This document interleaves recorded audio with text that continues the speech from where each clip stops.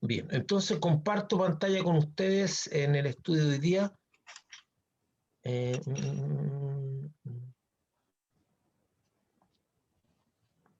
Bien.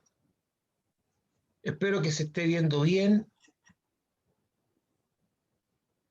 Y ahí está. Entonces, como siempre, el Ministerio de Bethesda, el hermano Ronald, el pastor Ronald, ha estado visitando México, haciendo estudios en la iglesia, me ha mandado fotos. La verdad es que uno ve una iglesia grande y uno sentado como a 3 metros del otro, y se ve tan rara la iglesia cuando los hermanos están cantando y levantando las manos, se ven tan distanciados uno de otro, uno no está acostumbrado a esas cosas, ¿verdad? Entonces los ve bien alejaditos. Entonces, bueno, vamos, en el Evangelio de Marco, entonces, serie Evangelio de Marco 24, una vez más, rápidamente, decimos que el Evangelio de Marco, el Evangelio en sí mismo se le atribuye a Marco, pero no se sabe con certeza, abarca desde el bautismo de Jesús hasta su resurrección, con 16 capítulos. Cortito el Evangelio comparado con lo otro. Y es un Evangelio sinóptico que a eso nos ha servido mucho porque lo hemos podido ir comparando con los otros evangelios. Se escribió alrededor del año 60-70 después de Cristo. Y vamos a leer hoy día la cita que tenemos, Marcos de 6 del 30 al 44. Aquí se mezclan dos eventos que en los otros evangelios, en uno también se mezclan, pero en otro evangelio no lo nombra. Que es la vuelta de los discípulos o los apóstoles a Jesús y después de haber sido comisionado, y de un evento que ocurre con la multiplicación de los panes y los peces. Entonces los apóstoles se juntaron con Jesús y le contaron todo lo que habían hecho y lo que habían enseñado. Lo que habían hecho y lo que habían enseñado. Y les dijo, venid vosotros aparte a un lugar desierto y descansad un poco. Ponga atención a esto que está haciendo Jesús, que nosotros no le prestamos mucha atención, pero la vida de nuestro maestro, la forma de ministrar, las decisiones que toma, son patrones de vida para nosotros. Es un patrón de vida. Nosotros no tenemos, el descanso para nosotros no es una cosa que tiene importancia. El apartarnos tampoco, pero de alguna manera Jesús practica eso constantemente. Y ahora lo hace con sus discípulos. Porque eran muchos los que iban y venían. Imagínense, iban y venían.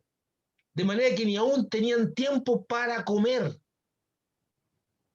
Y se fueron solos en una barca a un lugar desierto. A ver, voy a hacer un pequeño alto aquí, porque si ustedes se recuerdan, al principio decía que Jesús no tenía tiempo para comer. Si vemos los primeros momentos en que Jesús está ministrando, dice que no tenía tiempo para comer. Pero ahora tampoco los apóstoles tienen tiempo para comer. O sea, quieras o no, cuando usted se mete con Cristo, comparte su ministerio, comparte lo que Él fue y lo que Él hizo. Somos parte del cuerpo de Cristo, somos parte de Cristo. Por eso Jesús dice en un momento, dice, el discípulo no es mayor que su maestro. Y lo que él vivió, nosotros también tenemos que vivirlo. En la dimensión nuestra, por supuesto, ¿verdad? Y se fueron solos en una barca a un lugar desierto. Dice que se fueron en una barca. Muchos los vieron ir. Wow, este retrato de este relato es impresionante. O sea, en todas noticias que haya gente que estaba, perdón la expresión muy chilena, a la guaite. ¿Ah? Pero muchos lo vieron ir y le reconocieron. Y muchos fueron allá a pie. Ellos se fueron en barco, a pie. Se fueron a pie. Interesante porque ellos se fueron en barco. Y dice a pie desde las ciudades. Dice desde, el plural, desde las ciudades. O sea, yo no sé cómo se echaba a correr la voz de una manera impresionante, pero llegaba, oye, Jesús fue para tal lado, y estamos hablando de ciudades, por muy cercanas que están, son ciudades. Dice, y muchos llegaron de pie desde las ciudades, y llegaron antes que ellos, y se juntaron a él. Y salió Jesús y vio una gran multitud y tuvo compasión de ellos. Veamos la actitud de Jesús frente a esta situación. Porque eran como ovejas que no tenían pastor, y comenzó a enseñarles muchas cosas. Dice, interesante cómo el Señor entiende la necesidad de la gente. Esta gente necesita conocer, saber qué es su posición, necesita. Cuando ya era muy avanzada la hora, sus discípulos se acercaron a él diciendo, el lugar es desierto y la hora ya muy avanzada, o algo que, que era cierto, despídelos para que vayan a los campos y aldeas de alrededor y compren pan, pues no tienen que comer. Respondiendo, él les dijo, dadles vosotros de comer. Ellos le dijeron, que vayamos y compremos pan por 200 denarios y le demos de comer. Y le dijo, ¿cuántos panes tenéis? Id y vedlo. Y al saberlo dijeron 5 y 2 peces. Y le mandó que hiciesen recostar a todos por grupos sobre la hierba verde. Y se recostaron por grupos de 100 en 100 y de 50 en 50. Entonces tomó los 5 panes y los 2 peces y dio a sus discípulos para que los pusiesen delante. Y repartió los 2 peces entre todos. Y comieron todos y se saciaron y recogieron de los pedazos 12 cestas llenas de lo que sobró de los peces y de lo que sobró de los peces. Y los que comieron eran 5.000 hombres. Veamos, de los 3 evangelios sinópticos que tienen paralelo, es en el evangelio de Marcos donde este relato es más completo y detallado. Sin embargo, en los otros evangelios hay datos complementarios que nos ayudan a una mejor comprensión y fortalecen la revelación. Nosotros, mire, una de las cosas que usted tiene que saber, que la interpretación a un evento es una sola. Uno no tiene más de una interpretación a un evento, o sea, cuando estamos hablando de, porque son hechos que, o sea, cuando estamos analizando, el análisis de hechos que ocurrieron, así son los hechos. Entonces vamos y miramos y hacemos nuestro alcance. Pero la aplicación es variada y puede ser amplia. Entonces, aquí tenemos una comprensión que necesitamos tener texto para saber en qué entorno se hizo, o se hicieron las cosas, o se dijeron. Y necesitamos que Dios nos dé revelación. Hermano, una cosa es importante que usted sepa. La revelación es algo personal. Usted no puede hacer de la revelación algo colectivo. La revelación se le da a cada persona conforme a lo que Dios quiere. Y el error que se comete muchas veces es que Dios me dio una revelación de algo a mí y yo quiero que la gente sienta lo mismo, perciba lo mismo, vea lo mismo, y eso no es transferible. Y ese es el error que se comete muchas veces en la iglesia, de personas que han tenido un impacto con Dios tan fuerte y quieren que las demás personas puedan tener el mismo impacto que ellos han tenido, de tal manera, y se molestan porque la gente no percibe lo que están percibiendo. La revelación es personal, no es transferible. Y lo que procuramos nosotros es la búsqueda de la revelación, porque a través de la revelación nuestras vidas van a cambiar, vamos a ser transformados. Y esa revelación viene en conformidad al hambre y sed que tenga yo de Dios. Dice, pedid y se os dará, buscad y hallaréis, llamad y se os abrirá. O sea, hay una promesa abierta, clara, precisa, de que Dios nos va a responder en la medida que nosotros tengamos un deseo de Él. Entonces Dios va a abrir una puerta de bendición, va a abrir una puerta de comprensión y de revelación personal. ¿Y la revelación apunta a qué? ¿A qué apunta la revelación? Apunta a una transformación. De hecho, cuando una persona tiene la revelación de Dios,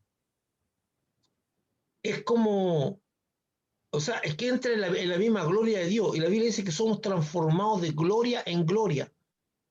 O sea, Dios pretende que la revelación impacte nuestra vida, porque la revelación va más allá del marco mental, sino que llega al corazón.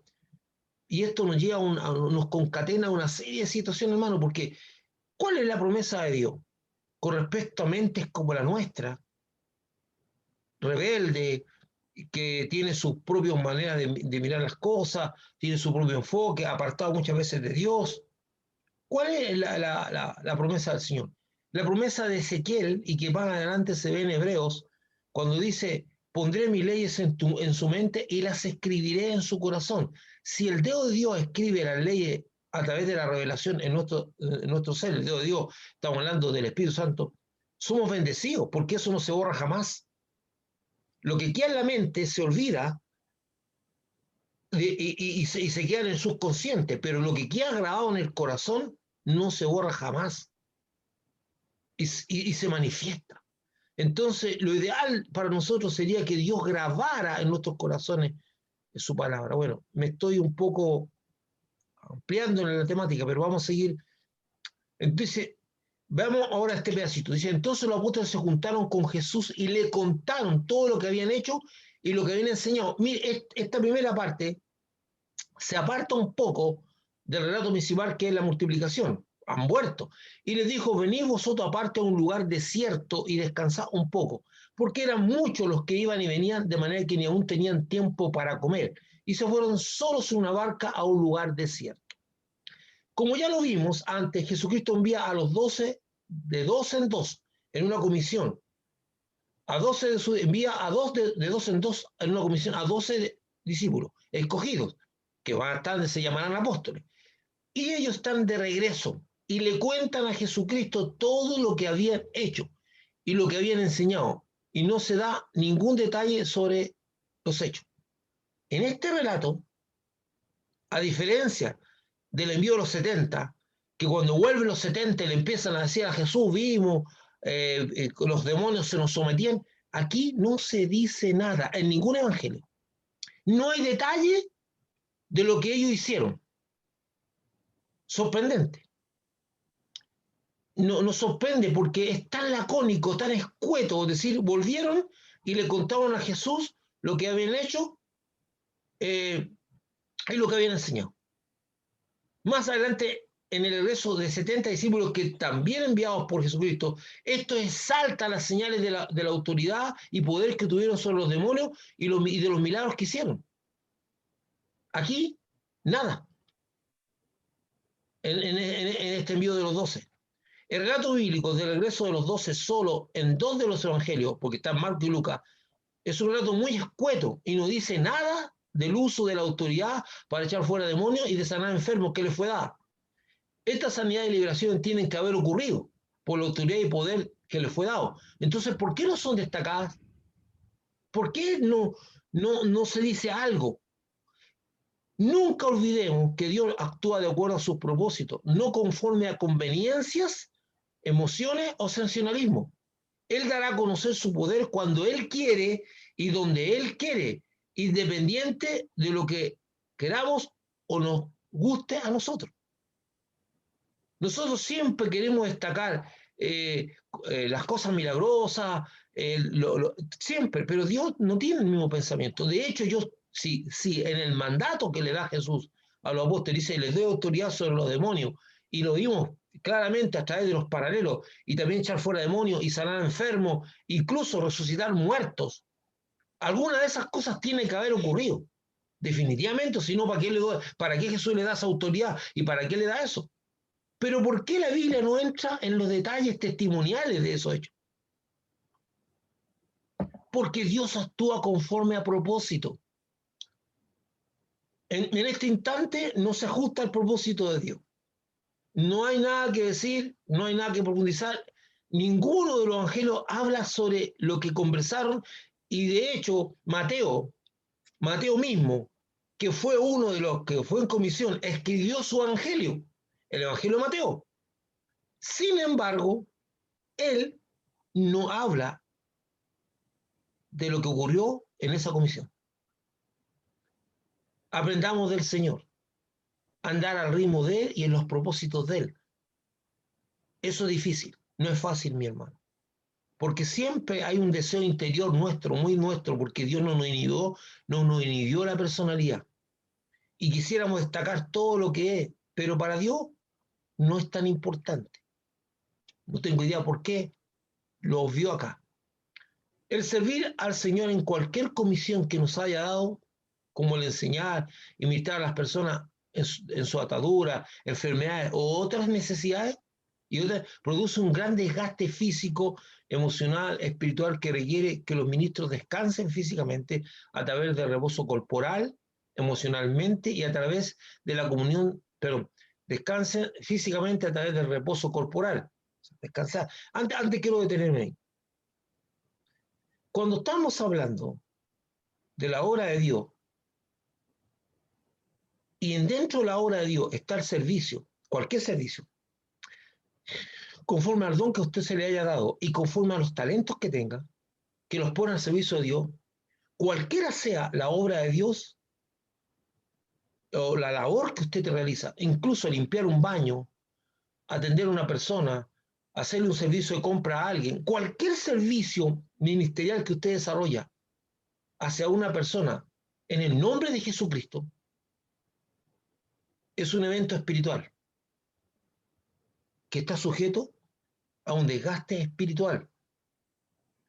No es lo mismo el servicio que se realiza de tipo que tiene que ver con comunitario o que tiene que ver, más bien dicho, laico, no es lo mismo que cuando estamos sirviendo al Señor. No importa en el área de servicio que usted tenga, usted tiene un desgaste, porque las consecuencias de su servicio son espirituales, van más allá de lo físico.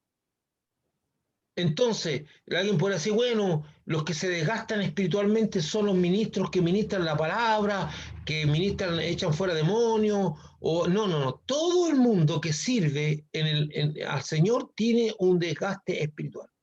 Entonces, estos hermanos fueron enviados y vuelven.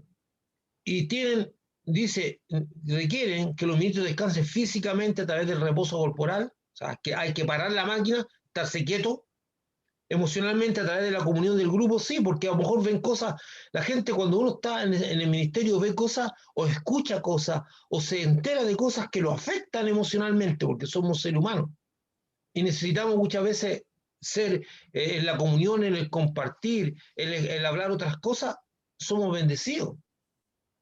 O sencillamente compartir la carga a través de la comunión y espiritualmente a través de la administración del Señor. El Señor nos ministra espiritualmente, nos fortalece.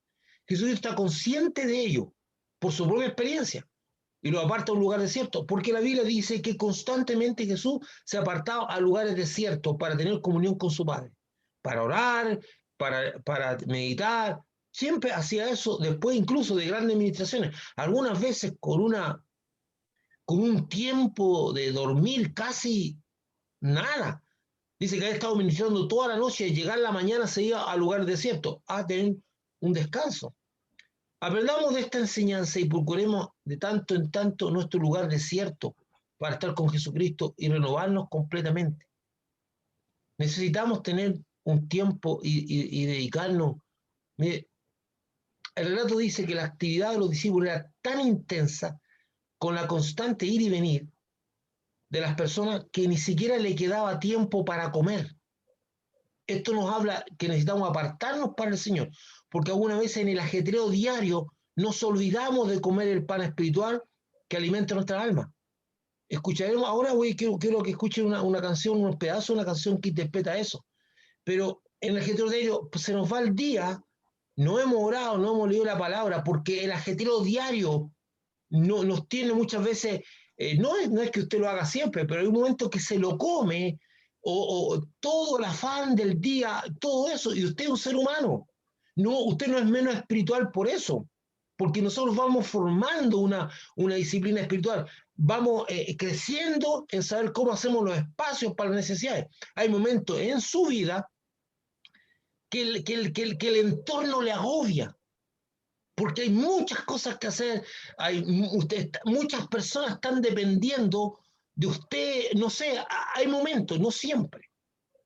Entonces yo quisiera compartir ahora, eh, vamos a dejar de compartir, vamos a compartir una nueva cosa y solamente vamos a escuchar una parte de esta canción que habla algo muy interesante con respecto a esto.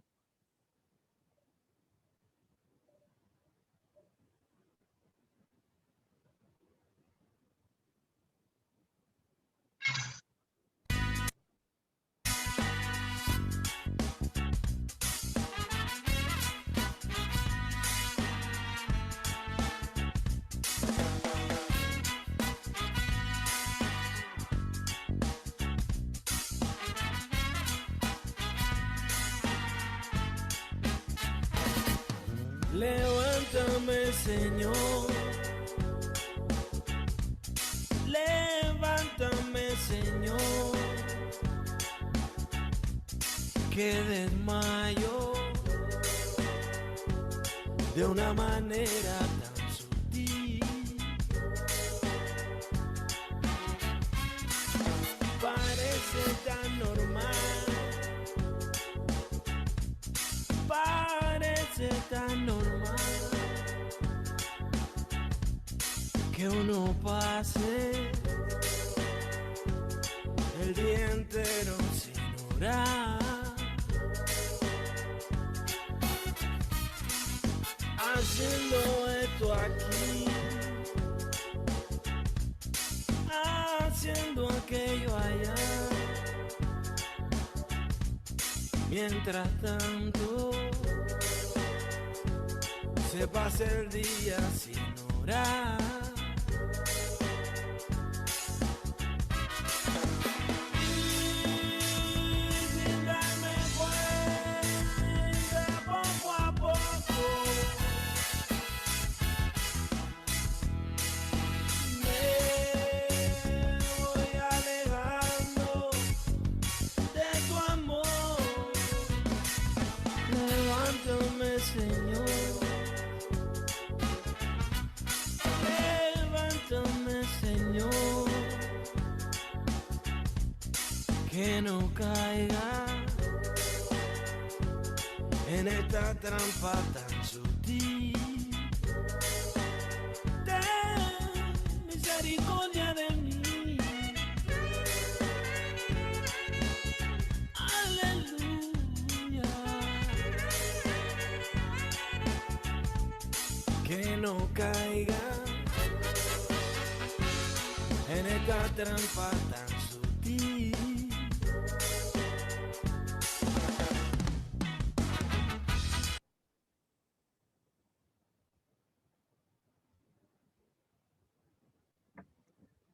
Y volvemos al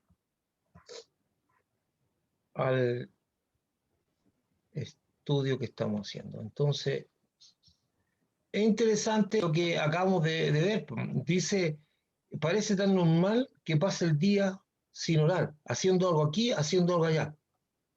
Y se me va el día sin orar. Y quizás esto le pasa a muchas personas. Y no son malos creyentes, sino que y él dice, Señor, ten misericordia de mí, que no caiga en esta trampa tan sutil, porque sin darme cuenta, lentamente me voy alejando de tu amor. Es una trampa sutil. Entonces, porque necesitamos alimentarnos. Yo quería llevarle Vaquero se llama el cantante, no es un cantante cristiano, sino que una persona que hizo esta canción o que canta esta canción y que dice grandes verdades. Entonces, nosotros necesitamos generar algo que usted tiene que hacer. Yo tenía la costumbre, y espero poder retomarla, de tomarme unos días en el año. Me acuerdo, al Quisco, donde estaba la casa esa de reposo, que era barato, cobraban 5.000 pesos diarios, y sobre todo me gustaba irme en el invierno, porque ahí nadie la ocupa. Y me iba 3 o 4 días a tener un tiempo a solas con Dios. Y ya, me iba durante la semana, porque el fin de semana estaba ocupado o llegaba gente. Entonces siempre uno tiene que buscar instancias, no sé, de repente uno apartarse y saber que uno necesita parar y tener un tiempo, y en el día ver la posibilidad de que esta trampa no nos alcance. Entonces Jesús está consciente de que los apóstoles necesitan estar en un momento solos, sin tanta gente, sin tan rodeados. Algunas veces nosotros tomamos decisiones y bueno, yo me voy a apartar o me voy a ir a una pieza y decirse no me molesten, y tomo la decisión. Nosotros somos buenos para tomar decisiones en las cosas de este mundo visible. Dicen, ¿saben qué? Voy a estar ocupado en esto, tengo que redactar una carta, tengo que mandar un correo, no me molesten, o por favor, no están disponibles, y tomamos decisiones así. Pero no somos capaces muchas veces de decir, ¿saben qué? Tengo este tiempo con el Señor y tomo la decisión, no me molesta. Y eso es la parte humana, carnal nuestra, la parte de la carne, que satisfacemos más los deseos de la carne. Y interesante, porque muchas veces asociamos la palabra deseo de la carne, lo asociamos como si fuera todo, tiene que ver con pecado. No, los deseos de la carne son nuestros deseos, así como eso. O sea, somos capaces de decir, tengo este trabajo que hacer, nadie me moleste, y tomamos la decisión, o tengo este correo, o tengo esto que hacer, pero cuando decidimos, no tomamos la decisión de decir, bueno, esa prioridad para tener mi tiempo con Dios es que me voy a hacer en mi cuarto 1 hora a estudiar la palabra, o a orar, o a reflexionar. No quiero que nadie me moleste. No lo hacemos con la misma prioridad y con la misma urgencia. Por eso saquemos de Jesucristo esta enseñanza. Él considera, Jesús, no yo, él considera importante apartarse de las personas para tener un descanso físico, emocional y ser ministrados por él. Y nosotros no somos mejores que el maestro. Sigamos. Dice, pero muchos los vieron ir y le reconocieron, y muchos fueron allá a pie desde las ciudades y llegaron antes que ellos y se juntaron a él. Y salió Jesús y vio una gran multitud y tuvo compasión de ellos, porque eran como ovejas que no tienen pastor, y comenzó a enseñarle muchas cosas. El relato bíblico dice que Jesucristo y sus discípulos fueron hacia el lugar desierto. El desierto es sin personas. No se fueron al desierto como el desierto de Atacama o el desierto Sahara, sino a un lugar donde no habían personas, en una barca. Sin embargo, hubo gente que los vio y los siguió a pie. Incluso llegaron primero al lugar para juntarse con Jesucristo. Cuando alguien tiene hambre y sed espiritual o una necesidad del alma que no puede satisfacer, hará todos los esfuerzos que se requieran, irá tan lejos como sea necesario, hará cualquier sacrificio si ve en algo o a alguien la posibilidad de solucionar lo que le aqueja. Y ese sentido de urgencia es el que nos pide el Señor a nosotros. Esas ganas, ese deseo, esa hambre, esa búsqueda. Y muchas veces no tenemos respuesta porque no hay eso. Que nosotros somos hijos de la inmediatez, somos hijos de lo fácil, somos hijos de la era moderna, donde ya no se usa la artesa, que era terrible para las viejitas, qué bueno que no se use, que tenemos la lavadora, donde ya no se usa la cocina a leña, ¿verdad? Donde el mundo se nos ha facilitado harto con el microondas, el horno eléctrico, todas las cosas se nos ha facilitado muchísimo. Entonces somos hijos de lo fácil, pero para cuando en lo espiritual nosotros tenemos que mostrarle a Dios nuestra necesidad. Esa gente se fue a pie hasta llegar y llegaron primero. ¿Cómo será el deseo, el ansia de saber que ahí está mi respuesta a mi necesidad? En ese hombre está mi respuesta, mi esperanza a solucionar mi problema. Eso marca una diferencia. Todo aquel que fue con esa urgencia, como la mujer que tocó el manto de Jesús, como Jairo cuando fue a hablar con Jesús, como el centurión que abogó por su siervo, toda esa gente fue a Jesús con un sentido de urgencia impresionante, con un sentido de necesidad. Ellos decían, este hombre va a resolver mi problema. Y no escatimaron sacrificio. La mujer que se deslizó entre medio de toda la gente a tocar el manto. No dijo, ella pensaba si tan solo tocar su manto. Y eso era verdad, no tenía otra cosa, estaba ahí con esa necesidad, ese sentido de urgencia, ese sentido de necesidad, esa búsqueda, ese ir a Cristo como sea, nos está faltando tal vez a nosotros, ¿no? Que él tenga esa necesidad de búsqueda. Bueno, debemos aprender de la compasión de Jesucristo hacia el necesitado. Ve a la multitud y siente compasión, porque dice que eran como ovejas que no tienen pastor. Es decir, completamente confundidas y desorientados. Así ve Jesús a la multitud, porque no eran ovejas. La oveja sin pastor no sabe para dónde ir, para dónde caminar, no sabe, está desorientada. La oveja normalmente necesita un pastor. Es decir, completamente confundida y desorientada. Entonces empieza a enseñarle cosas que le mostrarán claramente el camino a seguir, porque Jesucristo es el camino, es la verdad y es la vida. Juan 14:6, usted lo sabe. Entonces Él les muestra, para que usted no sabe lo bendecido que es usted cuando tiene claro el camino donde transitar, cuando tiene claro el propósito de su vida, cuando usted tiene claro dónde empezó su vida y dónde va a terminar, lo liberador que es andar por la vida sin estar confundido y desorientado.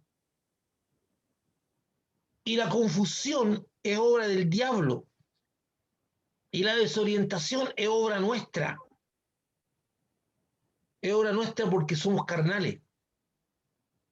Entonces nosotros tenemos que entender que cuando Jesús dice que es el camino, la verdad y la vida, está respondiendo tres preguntas fundamentales en la vida. ¿De dónde vengo? Soy creación de Dios. Esa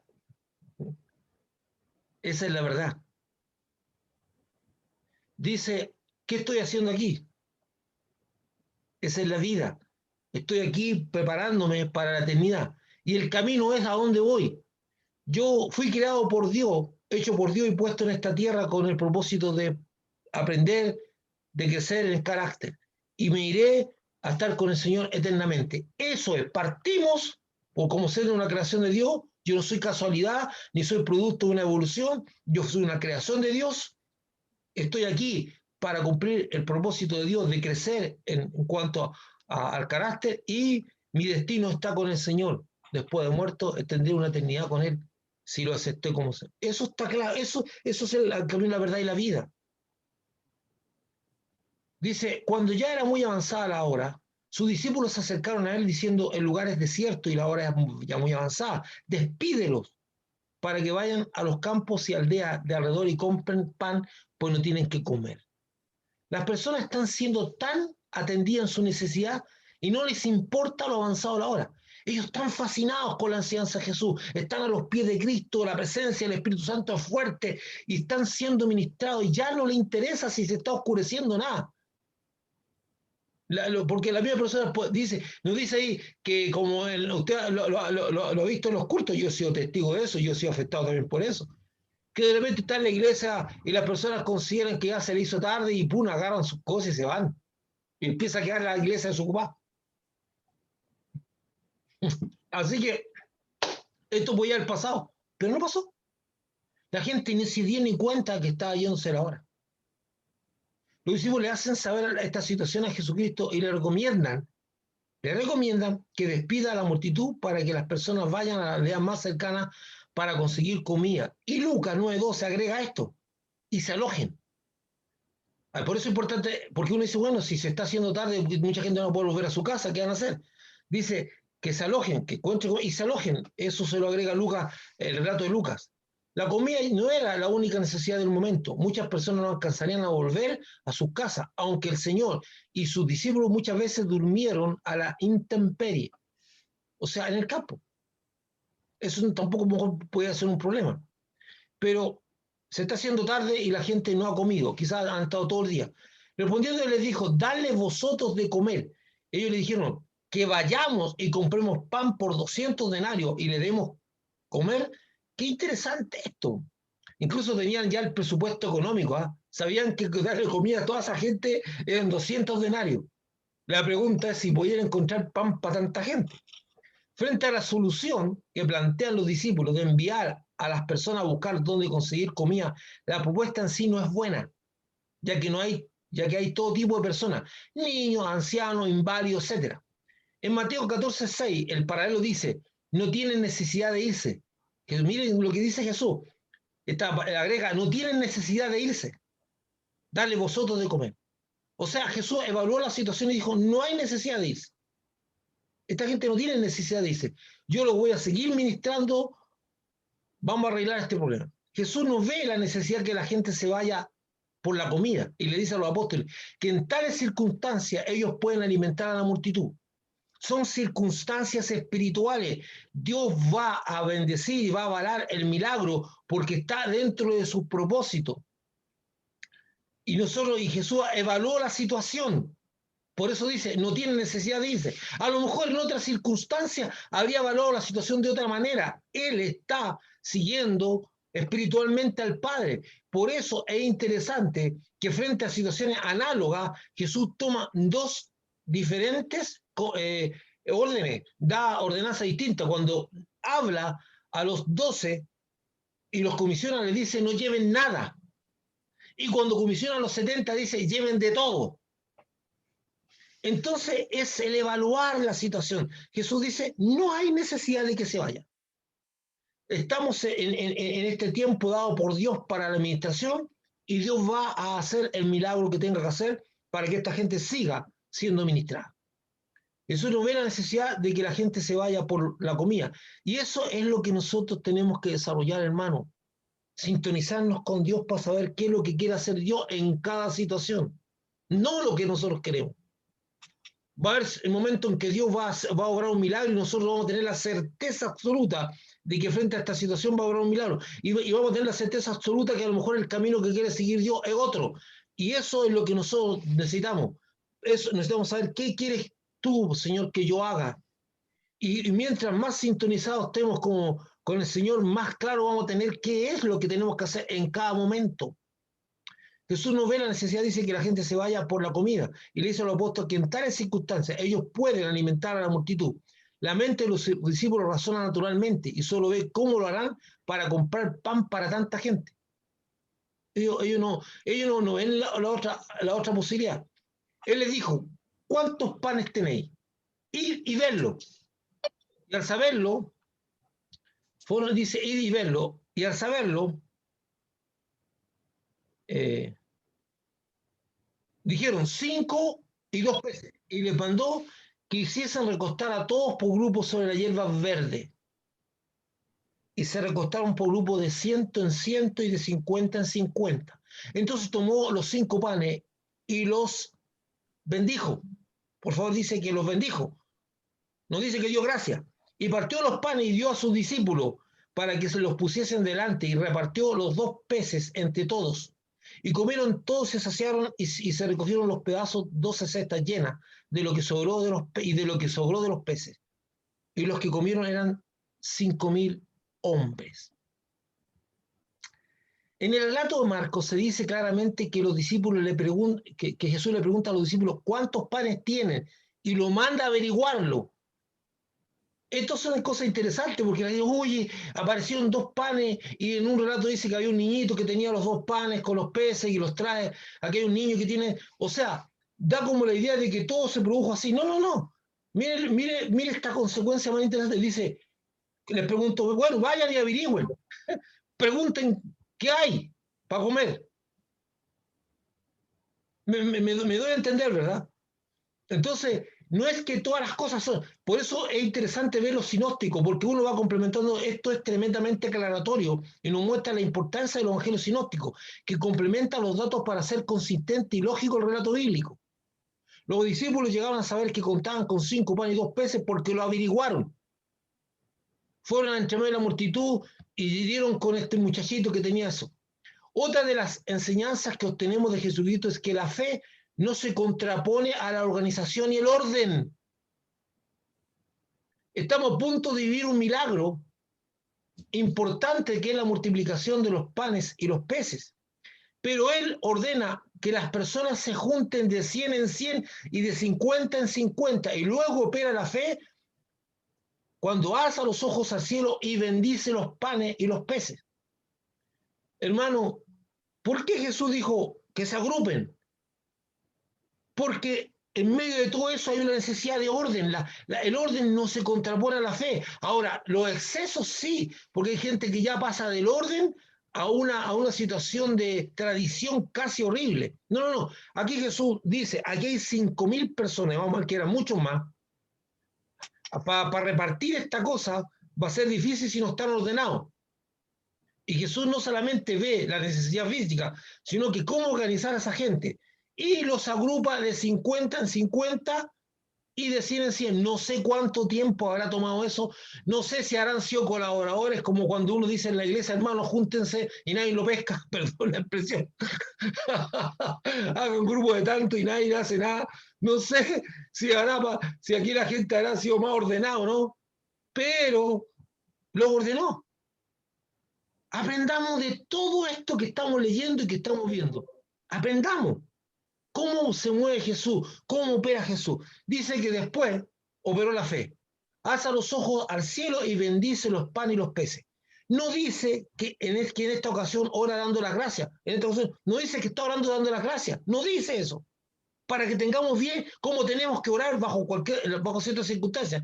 Él no oró dando las gracias. Dice que en todos los relatos dice que alzó los ojos al cielo y bendijo, porque la bendición traía la multiplicación. Nosotros tenemos la tendencia a hacer las cosas de una manera, de un patrón de forma. Frente a los alimentos, lo que hacemos es orar dando gracias. Pero aquí no se ora dando gracias. Muchas veces Jesús alzó los ojos al cielo y dio gracias al Padre. Te alabo, Padre, y cosas así. Pero esta vez dice que en esta ocasión no ora dando las gracias al Padre por los alimentos, sino que los bendice y los parte y se los da a los discípulos para que se los diesen a la gente. La Biblia enseña que Dios bendice hasta que sobreabunde. Y esto se hizo realidad en esta circunstancia de que todos comieron hasta saciarse y recogieron 12 cestas de lo que sobró. Este milagro es extraordinario, ya que son 5 panes y 2 peces que alimentan 5.000 personas. Y Mateo dice, y los que comieron, esto lo dice Mateo, Marco lo obvia, y los que comieron fueron 5.000 hombres, sin contar mujeres y los niños. Esto significa que fueron 2 o 3.000 personas más.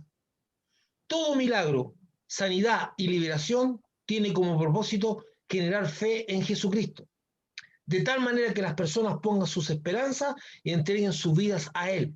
Los milagros, sanidad y liberación son un medio, no un fin. Porque nosotros tenemos que tener la palabra del Señor aquí en la mente. Y frente a eso, y en el corazón principalmente, y frente a eso nosotros empezamos a unir la enseñanza de Jesús. Y Jesús dice, mira, dice, si tu ojo te da ocasión de caer, corta.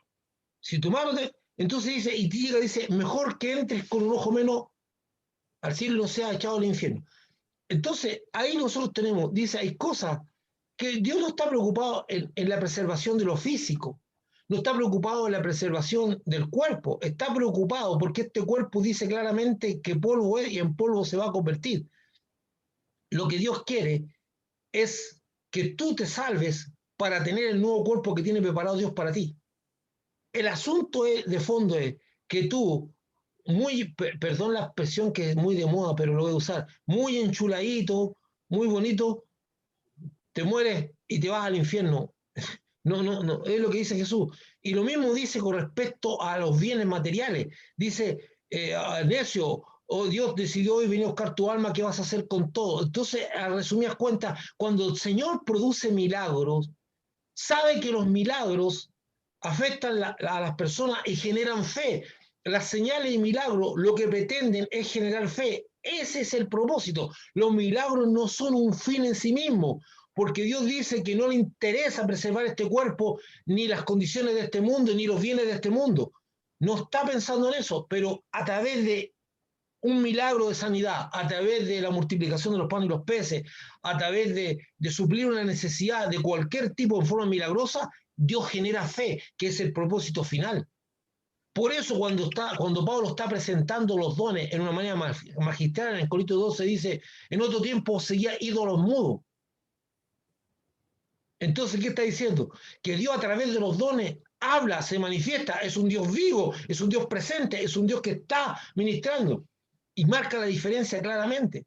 Entonces, pues necesitamos generar fe para oír la voz de Dios. Entonces, los milagros, y sanidades y liberaciones son un medio, no un fin. Un medio para despertar fe, para generar fe. para que la persona llegue a la salvación. El mismo tiene el poder para multiplicar el mismo que tiene el poder para multiplicar 5 panes y 2 peces y alimentar a más de 5.000 personas, tiene el poder para sustentarlo en todo tiempo, hermano. No permita que en medio de las circunstancias adversas tenga la preocupación y la duda del mañana.